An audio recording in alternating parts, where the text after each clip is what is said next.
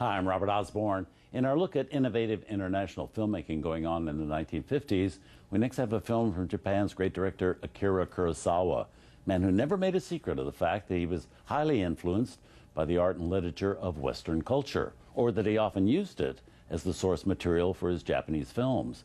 Well, our next movie is a prime example of that. It's Kurosawa's Throne of Blood from 1957, adapted from Shakespeare's Macbeth, a story Kurosawa had often said was his favorite work by the bard.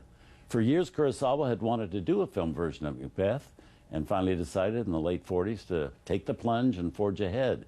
But bummer for Kurosawa, just as he was about to begin, Orson Welles beat him to the punch, making a high-profile movie adaptation of Macbeth himself in 1948.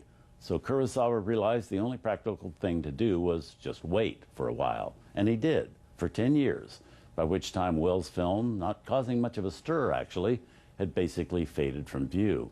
So Kurosawa then went to work, and in 1957 his version of Macbeth, titled Throne of Blood, was released. Now, unlike Welles' version, Kurosawa placed the action of his story far away from Shakespeare's medieval Scotland, instead setting it in medieval Japan, a transition that works amazingly well, as you'll see. Now, other than the change of locale, this Kurosawa interpretation sticks very closely to Shakespeare's original story about the ambition and vanity of a lord to be king, and egged on by his wife, leads to murder and betrayal. Kurosawa's initial plan was to only write and produce this project, but when the money men at Japan's Toho Studios read the script and realized how expensive it was going to be to make it, they said to Kurosawa, "You have to direct it as well. We need your name more prominently on the movie to sell it."